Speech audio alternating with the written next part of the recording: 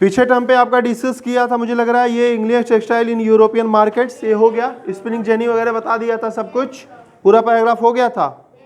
आइए आज डिस्कस करते हैं new heading, that is who were the weavers. आइए बात करते हैं कुछ बुनकरों की, उनके जानते हैं कैसे क्या काम करते थे बुनकर, किस प्रकार का काम करते थे, कौन स्पिनिंग करता था, कौन वो रुई से धागे निकालता था, फिर धागे से कौन क्या काम करता था, ये पैराग्राफ में वही डिस्कस करते हैं। Clear?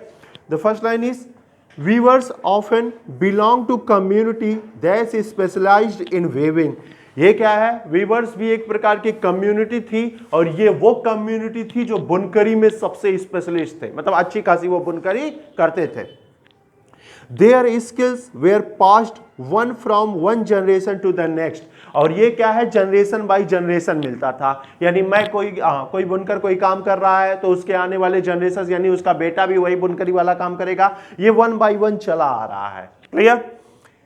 The Tanti weavers of Bengal, कुछ वीवर्स की बात की जा रही है जो ट्राइबल्स कम्युनिटी ग्रुप है जो वीविंग का काम करते हैं, तो कौन से स्टेट में कौन से वीवर्स हैं वो दिया है। तो आपका एक वीवर है तंती जो कहां से बिलोंग करते हैं? बंगाल से। दूसरे हैं जुलाहा और मोमिन, ये कहां से हैं? आपके नॉर्थ इंडिया से। नॉर्थ इंडिया कहने का मतलब है मान के चलिए हिमाचल प्रदेश, उत्तर प्रदेश, ये सब कुछ आ गया। Clear? Sale and Kaikolar and Devang of south India, ये बिलोंग करते हैं साउथ इंडिया। स्पेशली मैं बात करूं तो कर्नाटका में बहुत ज्यादा फेमस बुनकर रहते थे। ये देवांगाज है ना, ये आज भी बुनकरी का काम करते हैं। आंध्र प्रदेश और कर्नाटक में फेमस हैं, आज भी बहुत ज्यादा, उस समय भी फेमस थे। South India are some of the community famous for weaving, ये सारी कम्युनिटी फेमस है आपके बुनकरी के लिए। इजी पैराग्राफ है, रिवाइज करने की तो मुझे लगा जरूरत ही नहीं है। क्लियर? एक पॉइंट यहां अंडरलाइन कर लेना, ये देवांग्स का, क्योंकि ये देवांग जो कम्युनिटी है वीविंग की, ये बहुत फेमस कम्युनिटी है आंध्रा और कर्नाटका की। क्लियर? फर्स्ट पैरा में कोई प्रॉब्लम नहीं होगा, इजी है। आइए देखते हैं बुनकरी करते कौन है और कैसे करते हैं। पहला प्रोसेस क्या है, सेकंड प्रोसेस क्या है और थर्ड प्रोसेस क्या है, कैसे बुनकरी अपना स्वेटर वेटर और जो भी कताई बुनाई करना है वो कैसे करते हैं। फर्स्ट पहला करते हैं, the first stage of production was spinning. सबसे पहला काम करते हैं स्पिनिंग का, यानी रुई जो होता है ना वो इकट्ठा रहता है, उसको क्या करते हैं? उधेड़ते हैं, ऐसे से भुरभुरा देते हैं ना। सबसे पहला काम करते हैं स्पिनिंग का, और ये वर्क मैक्सिमम कौन करता था? औरतें, क्योंकि ये औरतें, वुमेन्स, ये अधिकतर औरतें करती थी, क्योंकि ये घर पे किया जाता है ना। रुई का ऐसे गट्ठा बना रहता है, गट्ठे में से ऐसे ऐसे निकालना उसको आराम से। रुई रजाई वजाई बनाती हुई नहीं देखा है तो क्या ऐसे भूरी भूरी निकाल देते हैं, जिससे वो फिर धूप में सुखाते हैं, सुखाने के बाद थोड़ा उसमें सॉफ्टनेस वगैरह आता है, तो उसी को कहते हैं स्पिनिंग। और ये स्पेशली कौन करता था? घर की जो औरतें थी। Clear? The charkha and the takli were household spinning instrument. जो आपका तकला है, तकली है, और चरखा जो है, इसका ही यूज करते थे अपने स्पिनिंग इंस्ट्रूमेंट में। क्लियर? उसमें कहा जाता है वो गांधी का चरखा कभी देखा है? तो वो जब चलाते थे चरखा तो एक ऐसे लाइन ऐसे से चलता था हमेशा, ठीक, उसी को स्पिनिंग कहते हैं। उसी में कहा जाता है जब रुई लगा दो तो जब वो मूव ऐसे ऐसे करता है तो वो रुई जो चिपके रहते हैं वो उधड़ जाते हैं। क्लियर? वही होता है स्पिनिंग करना। तो इस स्पिनिंग को करने के लिए कौन सा इंस्ट्रूमेंट यूज होता था? तो चरखा और तकली। Clear one? The thread was spun on the चरखा and roll on the तकली। उससे क्या करते थे? रुई से उसी धागे को निकालते थे और उसे स्पिनिंग करके तकली में डालते थे, जिससे वो गट्ठा बनता था। मतलब तकली एक इंस्ट्रूमेंट है जो धागे बनाने के काम में आता है। ठीक है? रुई की स्पिनिंग करो, रुई फैल गया, फिर आराम से उसी से ऐसे रेशा निकालते हैं, ऐसे वो स्पिनिंग चलता रहता है, ऐसे रेशा निकालते रहते हैं, वही आपका धागा बनता है। क्लियर? तो धागा बनाने में यूज किया जाता है तकली का, याद रखिएगा। When the spinning was over, जब स्पिनिंग क्या हो जाती है? खत्म हो जाती है। Thread was woven into cloth by the weaver, तो आप धागे से बनाते हैं क्लॉथ्स को। Clear one? कोई कंफ्यूजन नहीं। सबसे पहले क्या करते हैं? आप रुई को थोड़ा अच्छा सा फैलाने के लिए उसकी स्पिनिंग करते हैं। स्पिनिंग कैसे करते हैं? तकली और जो दूसरा चरखे से। उसके बाद जब वो तकली होता रहता है तो वहीं पे आप उसमें क्या करते हैं? धागे खींचने लगते हैं और धागे को इकट्ठा करने लगते हैं। वो काम कौन करता है? औरतें। फिर उस धागे से क्या करते हैं? आप अच्छे खासे क्लॉथ्स बनाते हैं। Clear one? In most community weaving was a task done by man. Maximum जो ये काम किया जाता है यानी क्लोथ्स बनाने का ये किया जाता है आपके मेंस के द्वारा। क्यों? क्योंकि वोमेन्स को बहुत सारी रिस्पॉन्सिबिलिटी होती है, अपने हाउस को भी देखना होता है सब कुछ, इसलिए वो वीविंग का काम मेंस करते हैं और धागे निकालने तक का काम आपकी वोमेन्स करती हैं। क्लियर? तो आप जान गए हैं इतना काम किया जा रहा है क्लोथ्स को बनाने में, और स्पेशली जो धागे बनाने का काम होता है ये मेंस करते हैं। For colour textile the thread was dyed by the dyer known as rangrez. अब बात आती है कपड़ा बन गया, अब कपड़े को अच्छी खासी रंगाई भी करनी होगी, उसमें अलग अलग डिजाइन भी होता है, तो वो भी मेंस ही करते हैं। और जो ये रंगाई वाला काम या डाई वाला काम करते हैं उन इंसानों को हम रंगरेज कहते हैं। क्लियर? यानी जो उस डाई वाला काम करता है, जो कलर्स को रंगता है, उसको हम रंगरेज कहते हैं। यानी rangrez is the name of a person, not the other. Clear? ये पर्सन का नाम है, जो डाइंग वाला काम करेंगे इन्हें रंगरेज कहेंगे। क्लियर? सिंपल बन गया आपका क्लोथ, तो वो मेंस क्या करेंगे, जहां डाइंग वाला काम होता है उस कपड़े को वहां भेज देंगे, जो इंसान उस काम को करता है उसी को रंगरेज कहते हैं। Clear one? For printed cloth, our weavers needed to help the specialist block printers known as chipigaris। लेकिन जो आपके क्लोथ्स बन के आते हैं उस क्लोथ पे जो ठप्पे लगाने का काम करता है, जो ठप्पा केवल लगाता होता है ना, जैसे कोई साल बन के आ गया, साल पे पता चला साइड में मोर का लगना चाहिए, तो वो मोर वाला जो मारते हैं ठप्पा पट पट, उस इंसान को कहते हैं चिपिगार्स। Clear one? उनके पास इंस्ट्रूमेंट होता है, कलर्स में अपना डालते हैं, उसको उठाते हैं और फटाक से साल पे क्या करेंगे, प्रिंट कर देंगे। कलर करने वाले रंगरेज हैं और ठप्पा मारने वाले आपके चिपगार्ड्स हैं। दोनों में कोई कंफ्यूजन नहीं, दोनों है पर्सन्स ही है। होता है ना, कुछ लोग लॉन्ड्री का काम करते हैं तो हम उसे लॉन्ड्री मैन बोलते हैं, कुछ लोग अदर कारपेंटर का काम उसे कारपेंटर बोलते हैं, तो ऐसे ऐसे अलग अलग नाम है। तो जो आपकी डाई करता है यानी रंगाई करता है उसको रंगरेज कहते हैं, और जो कलर का ठप्पा मारता है उसे हम लोग चिपगार्स कहते हैं। Clear one? Handloom weaving and the occupation associated with it provided livelihood for millions of Indian। कहा जाता है ये जो काम है वीवर्स का, हैंडलूम बनाने का, ये लगभग इंडिया में बहुत ज़्यादा फेमस था और हजारों लाखों इंडियंस को अच्छा खासा ये रोजगार देता था। क्लियर? यानी हम क्लॉथ्स को उसी रुई से बनाएंगे, धागे को, धागे से क्लॉथ्स बनाएंगे, क्लॉथ्स में रंगाई करेंगे, उस पे कलर्स का ठप्पा लगाएंगे, उसको बेचेंगे। इस पर डिपेंड है इंडिया के कई लाख इंसान। अगर ये किसी प्रकार इफेक्ट हो जाएगा तो मान के चलिए आपके इंडिया के लाखों इंसान बेरोजगार हो जाएंगे। इसीलिए ये वीविंग वाला जो काम है इज द मोस्ट, बहुत इंपॉर्टेंट काम है आपके इंडिया में। कोई प्रॉब्लम हो तो पूछ लीजिए।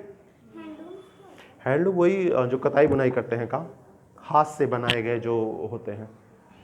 और कुछ चिपगार्स वो पर्सन का नाम है, वो इंसान जो कपड़े पे आपके ठप्पा लगाते हैं जैसे क्या कुछ लोग मुहर नहीं लगाते हैं कि जब ये अटेस्टेड करा लो तो निकालते हैं, ठप्पा मारते हैं ठप से, तो वही जो ठप्पा मारने वाला इंसान होता था उसी को चिपगार्स कहते थे। और जो आपके रंगाई का काम करता था, डाइंग का काम करता था, उसे रंगरेज कहते थे। और कोई क्वेश्चन? Any other?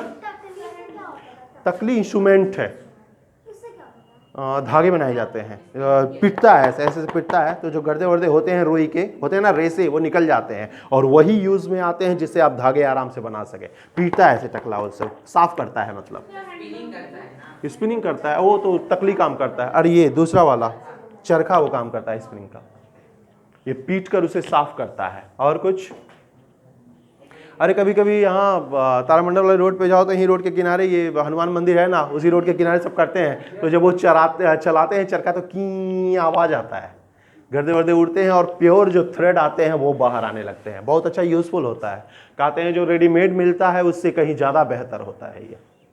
क्लियर? लेकिन वही बात है, जैसे जैसे इंडस्ट्रियलाइजेशन आएगा, मैकेनिज्म मशीनीकरण आएगा, वैसे वैसे इनकी इंपॉर्टेंस क्या हो जाएगी, धीरे धीरे कम होती जाएगी। क्योंकि एक रजाई बनाने में अच्छा खासा मान के चलो 10 दिन लगता है, उससे बेहतर है हम जाके फटाक से क्या करते हैं, एक कंबल खरीद लेते हैं, बात खत्म। लेकिन जो आपका वो हेल्प करेगा वो कंबल कभी हेल्प नहीं करता, क्योंकि वो हैंडलूम है, हाथ के द्वारा बनाई गई कारीगरी है, और उससे बेहतर कभी कुछ नहीं होता। लेकिन हमारे पास टाइम कहाँ है, जल्दी से काम निकले, जब सर पे एकदम आ जाता है तब हम काम करना शुरू करते हैं। कौन सा? जो रेडीमेड? अरे तो वो तो मशीनीकरण होता है, इंडस्ट्रियलाइजेशन उसके द्वारा, मतलब मशीन से वो बनाए जाते हैं, हाथ से नहीं बुनकरी की जाती है कंबल की, वो सब मशीन करते हैं, आपका ठप्पा उप्पा सब मशीन लगाते हैं, ठीक है। जो खादी होता है ये हाथ से बनते हैं, जो खादी क्लॉथ्स होते हैं, खादी वाले क्लॉथ्स वो हाथ से बनाए जाते हैं। खादी का साल ले लीजिए, वो हाथ से बनाए जाते हैं, ये रेडीमेड थोड़े ही बनाए जाते हैं, ये सब मशीन द्वारा बनाए गए हैं। लेकिन हमारे पास टाइम कम है ना, कभी गर्मी में स्वेटर खरीदा है? कभी नहीं, क्योंकि जब सर पे आता है तब हम खरीदते हैं और तब हम चाहते हैं जल्दी मिल जाए, इसलिए हम डायरेक्ट मशीन वाले पे जाते हैं। हाँ बिल्कुल, कॉटन खराब नहीं होते कहा जाता है, उसका रीयूज बिल्कुल किया जाता है। यहाँ तक कि आप देखते होंगे जब आपके कपड़े पुराने हो जाते हैं तो कोई आता है आपसे कपड़े खरीदता है कि मुझे पुराने कपड़े दे दो, बदले में मैं आपको बर्तन दे दूंगा या पैसा दे दूंगा। वो कपड़े ले जाता है, उसको उधेड़ा जाता है और फिर से उसकी स्पिनिंग की जाती है। मैंने क्या बोला, वो पीटा जाता है, पीट के बाद जो गंदगी हो निकल जाते हैं और फ्रेश थ्रेड बाहर आते हैं उससे। इसीलिए वो औरत आपसे खरीदती है आपके कपड़ों को और देती है बदले में आपको बर्तन या समथिंग लाइक दैट। ओके, और कोई प्रॉब्लम? वीवर्स में कोई कंफ्यूजन? मुझे लग रहा है रिवाइज करने की जरूरत नहीं, इजी था। आगे बढ़ूं? चलिए नेक्स्ट हेडिंग देखिए, the decline of Indian textile. किस तरह है, अब यूरोपियंस कंट्री आपके देश में आ चुकी हैं और उनके आने का मतलब है आपके इंडियन टेक्सटाइल की वैल्यू धीरे धीरे कम हो जाना। Clear? First line, the development of cotton industry in Britain affected textile producers in India in several ways। निश्चित तौर पे अब ब्रिटेन में क्या हो रहा है, कॉटन इंडस्ट्री बनने लगी, और वहां कॉटन इंडस्ट्री अगर बनने लगी तो वहां कॉटन क्लोथ्स की अच्छी खासी बिक्री हो, इसलिए इंडिया से जा रहे सामानों पे उन्होंने रोक लगाना शुरू कर दिया। ब्रिटेन में इंडस्ट्री का डेवलप होना मतलब हमारे यहां इंडस्ट्री का धीरे धीरे डिक्लाइन होना। Clear one? फर्स्ट, पर क्या इससे हमें इफेक्ट हुआ? ब्रिटेन में इंडस्ट्री आ गई, उससे हम किस प्रकार प्रभावित हुए?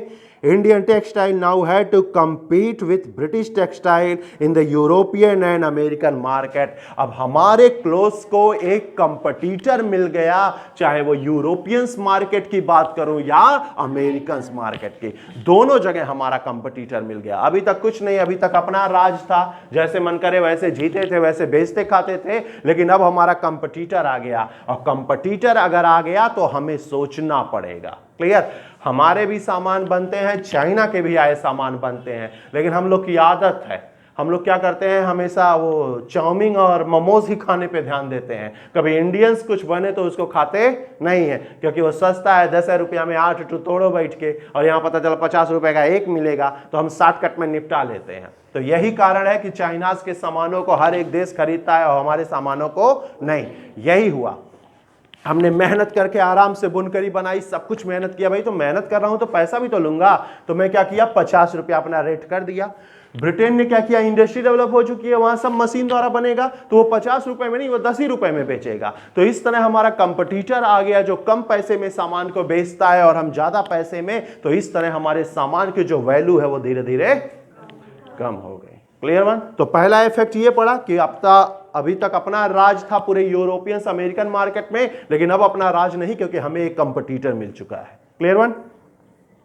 कहां गया? Second, exporting textile to England also became increasingly difficult since very high duty were imposed on Indian textile imported into Britain। दूसरा किस प्रकार इफेक्ट हुआ? पता चला आप कंपटीशन के तौर पे आ गए, लेकिन फिर भी हमारे सामान कुछ बिक रहे थे, तो आपने क्या किया, इंडिया से जा रहे ब्रिटेन सामानों पर इन्होंने इंपोर्टिंग टैक्स लगा दिया। यानी अगर इंडियंस तुम अपने सामान लेके ब्रिटेन पे जा रहे हो तो तुम्हें बॉर्डर पे ही हजारों करोड़ों रुपए मुझे टैक्स के तौर पर देना होगा। अरे भैया, अगर हजारों में तुमको दे दूंगा तब तो मुझे अपना पैसा निकालना पड़ेगा ना, तो मैं मार्केट में अपने सामान का रेट हाई कर दूंगा, और पता चले तुम अपने सामान का रेट कम किए हो, तुम्हारे सामान खरीदे जा रहे हैं, मेरे सामान नहीं। तो ये दो कारणों की वजह से हमारे इंडियन टेक्सटाइल इंडस्ट्री धीरे धीरे क्या हो गई, डिक्लाइन हो गई। क्लियर?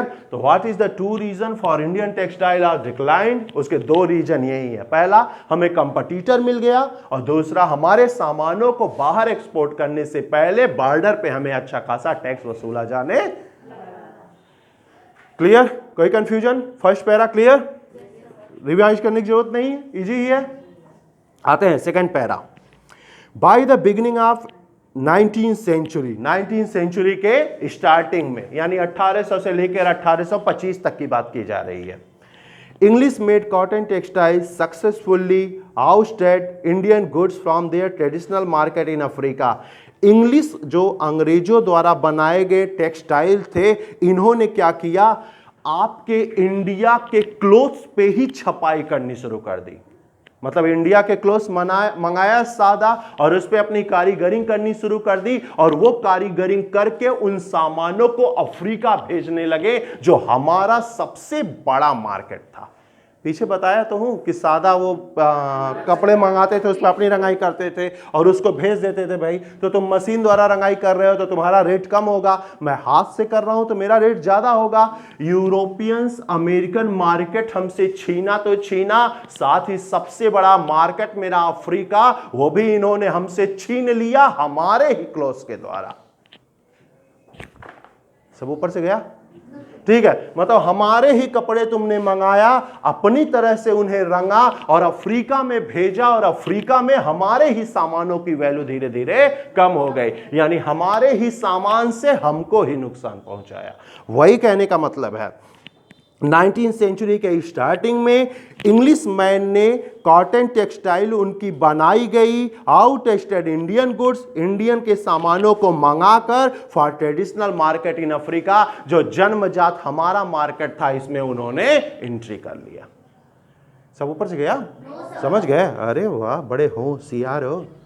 अफ्रीका की ही नहीं बल्कि अमेरिका और यूरोप की भी यही कहानी रही। क्लियर? कहां दिया था? America and Europe. आगे बढ़ो। Thousands of weavers in India were now thrown out of employment। होना ही था निश्चित तौर पे। अब आपके इंडिया के हजारों बुनकर क्या हो गए? बेरोजगार हो गए, यानी उन्हें जॉब से निकाल दिया गया। Bengal weavers were the worst hit. सबसे बुरा हाल अगर किसी का रहा तो वो रहा बंगाल के वीवर्स का। कोई कंफ्यूजन नहीं? आगे बढ़ो। English and European company stopped buying Indian goods and their agents no longer gave out advance to weavers to secure supply. अब होना ही था। अब क्या किया?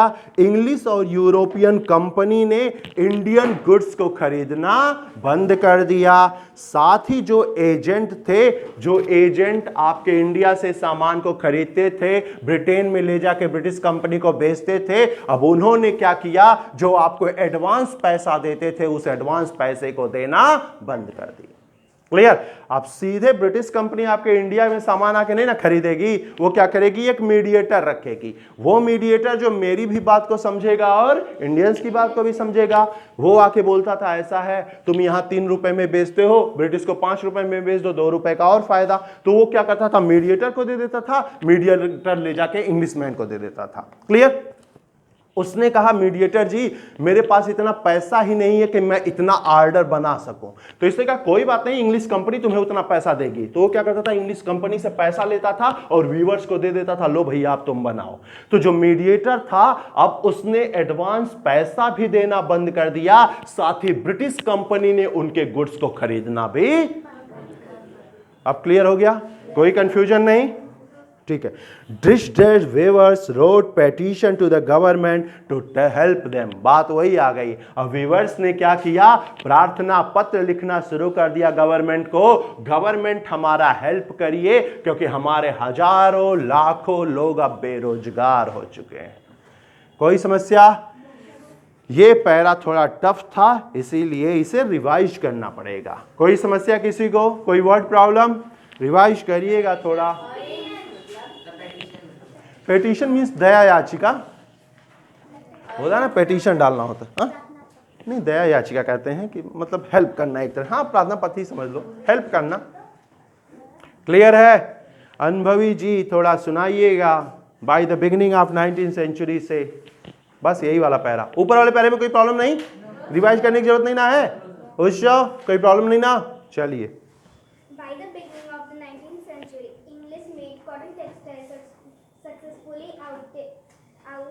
आउटस्टेड बाहर कर देना। 19th सेंचुरी के बिगनिंग में जो इंग्लिश कॉटन टेक्सटाइल वहाँ पे जो इंडस्ट्रीज थी, उन्होंने इंडियन गुड्स जो हमारा सबसे बड़ा मार्केट था उस अफ्रीका को वहाँ पे हमारे गुड्स जाने से रोक दिया। और ऐसे अमेरिका और यूरोप में भी उन्होंने किया। ठीक है, मतलब हमारे सामानों को वहां से आउटस्टट कर दिया, बाहर कर दिया और अपने सामानों को वहां इस्टेब्लिश कर लिया। क्यों? क्योंकि वो हमारे ही कपड़े पे अच्छी खासी रंगाई पुताई करते थे। Clear? Thousands of weavers in India were now thrown out of employment. जो इंडिया के 1000 weavers थे उन्हें कंपनी से उनकी जो जॉब था, एम्प्लॉयमेंट, उनके बाहर कर दिया। हाँ, मतलब बेरोजगार हो गए। Bengal weavers were the worst थे। जो बंगाल के वीवर्स थे वो सबसे बुरी हालत में थे। English and European countries stopped buying Indian goods and their agents no longer gave out advance to weaver to secure supplies.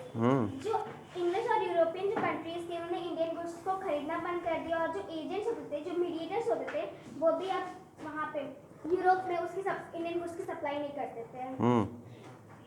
Distressed weavers brought petition to the government to help them. जो यहाँ के जो viewers थे जो बहुत बुरी हालत में थे, उन लोगों ने एक प्रार्थना पत्र लिखा अपने गवर्नमेंट को कि हमारी हेल्प कीजिए, हम लोग बहुत बुरी हालत में। क्लियर? ब्रिटिश गवर्नमेंट को, यहाँ इंडियन गवर्नमेंट कोई है नहीं, ब्रिटिश गवर्नमेंट है। उनसे कहा कि भाई कम से कम कुछ तो जाने दीजिए सामानों को, या हमें कम से कम एक मार्केट दे दीजिए जब यहाँ कम से कम अपने सामानों को बेच सके। लेकिन इंग्लिश गवर्नमेंट ने हमारी किसी प्रकार को कोई हेल्प नहीं की। क्या बोला? ब्रिटिशर्स पेटिशंस भी दया याचिका समझो, प्रार्थना पत्र जिसे कहते हैं। दया करिए हम पे, उसके लिए हम एक याचिका लिखते हैं, प्रार्थना पत्र लिखते हैं। कोई कंफ्यूजन नहीं? क्लियर? बैठ जाओ, एक बार और ले लेते हैं। But worse was still to come, लेकिन सबसे बड़ा अभिशाप तो अभी आने वाला था। क्लियर? ये तो हम दुख झेल तो रहे हैं, तो झेल रहे हैं, लेकिन कहा जाता है अभी सबसे बड़ा दुख तो झेलने का टाइम अब आ रहा है। क्योंकि by the 1830 British cotton cloth flooded into Indian market. Africa छीना, अमेरिका छीना, यूरोप छीना, लेकिन अब आप एंट्री कर रहे हो हमारे इंडियन मार्केट में। In fact, by the 1880, 2/3 of all the cotton clothes worn by Indians were made of cloth produced in Britain. लो भैया, अब आपके इंडिया में जितने भी कपड़े पहने जाते हैं उसमें 2/3 ब्रिटेन के बने क्लोथ्स थे। क्लियर? पहले कम से कम इंडियन मार्केट अपना था, वहां ले जाके हम अपने सामान बेचते थे, लेकिन ब्रिटेन तुमने अपने सामानों को मेरे भी मार्केट में भेज दिया और रिजल्ट ये आया कि आपके बस कपड़ों के दाम सस्ते हैं। इस वजह से पूरे इंडिया में अगर 3 लोग होंगे तो 2 लोग ब्रिटिश के ही कपड़े पहनते थे। क्लियर? ये भी मार्केट हमसे छीन लिया। मैंने कहा ना कि आप भाई मशीन से करते हैं तो आपके क्लोथ्स के दाम कम होते हैं, हम अच्छा खासा क्या करते हैं भाई, रंगाई पुताई करते हैं तो हमारे रेट ज़्यादा होते हैं। कहते हैं ना, महंगा कपड़ा कभी नहीं खरीदना चाहिए क्योंकि वो हफ्ते में 1 दिन पहनोगे। इससे बेहतर है कम पैसे का 6 कपड़े खरीद लो, कम से कम पर डे 1 पहनोगे। ठीक है? ये कभी बिल गेट्स ने कहा था कि महंगा कपड़ा क्यों खरीदते हो, हफ्ते में अगर 4 दिन उसको पहन लोगे तो पड़ोसी के कहा क्या कपड़ा पहन के आता है। क्लियर? इससे बेहतर है उतने ही पैसे में 4 कपड़े खरीदो और 4 दिन पहनो।